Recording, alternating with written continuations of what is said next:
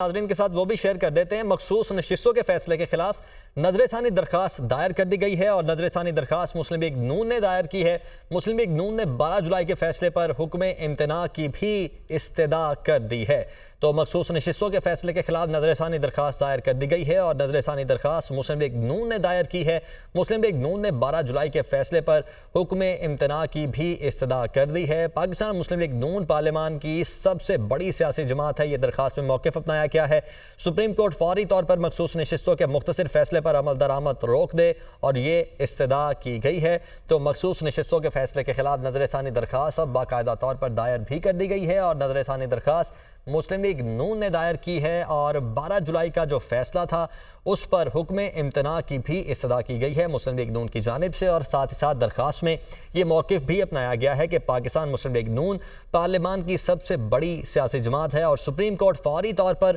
مخصوص نشستوں کے مختصر فیصلے پر عمل درآمد کو روک دے، یہ استدعا کی گئی ہے اس درخواست میں جو کہ سپریم کورٹ کے سامنے دائر کی گئی ہے۔ کچھ ہی دیر پہلے عطا تارڑ کی جانب سے جو کہ وفاقی وزیر اطلاعات ہیں ایک پریس کانفرنس کی گئی ہے اور انہوں نے اس بات کا بھی بتایا تھا کہ اس چیز کو نظر ثانی کے لیے درخواست دائر کرنے کا ارادہ رکھتے ہیں اور اب یہ درخواست دائر کر دی گئی ہے۔ حسیب ملک ہمارے ساتھ موجود ہیں۔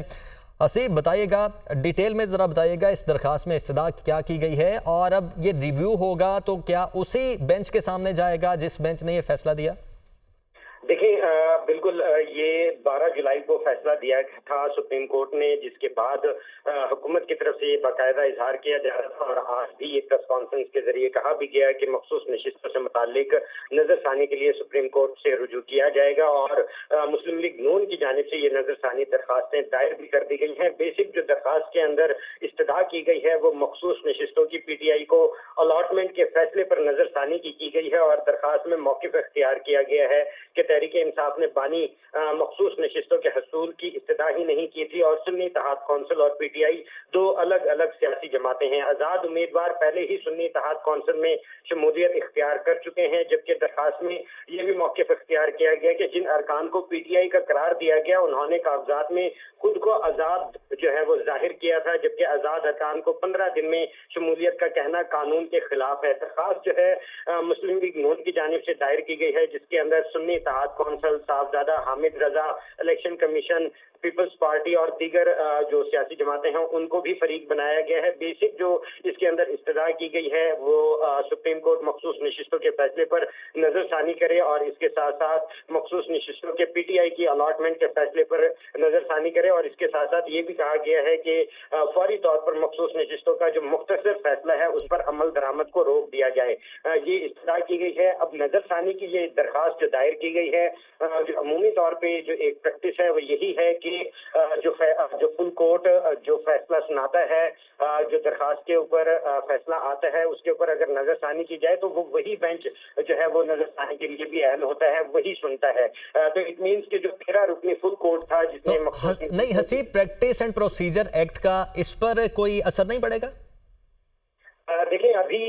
کچھ کہنا قبل وقت ہوگا پر لیکن اوور آل جو ایک قانونی لحاظ سے جو اس سے قبل پریکٹس تھی وہ یہی تھی کہ نظر ثانی سے متعلق جو بھی درخواست آتی ہے وہ وہی بینچ سنتا ہے جس کے اندر پہلے جو درخواست جو آرڈر دیا تھا جس بینچ نے۔ تو سنی اتحاد کونسل کی مخصوص نشستوں سے متعلق جو کیس تھا وہ فل کورٹ سنتا رہا۔ Chief justice of Pakistan justice قاضی فائز عیسیٰ کی سربراہی میں یہ فل کورٹ تشکیل دیا گیا تھا اور یہ جو ہے پریکٹس اینڈ پروسیجر جو ایکٹ تھا اس کے تحت ہی جو ہے یہ فل کورٹ تشکیل دیا گیا تھا، کیونکہ اس سے قبل 3 رکنی بینچ بنا تھا جس کی جو ہے سربراہی جسٹس منصور علی شاہ نے کی تھی اور جسٹس منصور علی شاہ نے پشاور ہائی کورٹ اور الیکشن کمیشن کا جو فیصلہ تھا اس کو معطل کرتے ہوئے 3 رکنی جو ججز کمیٹی ہے اس کو یہ بھیجا تھا، ریفر کیا تھا معاملہ، کیونکہ آئینی معاملہ تھا اور یہی موقف اختیار کیا گیا تھا۔ یہی معاملہ ہونے کے باعث جو ہے وہ 3 رکنی ججز کمیٹی کو یہ معاملہ بھیجا جاتا ہے جس کے بعد جو ہے یہ فل کورٹ تشکیل دیا گیا تھا۔ ٹھیک ہے حسیب، بہت شکریہ آپ کا۔ تو جناب آج کے دن کی ہیپننگ یہ ہے کہ عطا تارڑ کی جانب سے کچھ دیر پہلے میڈیا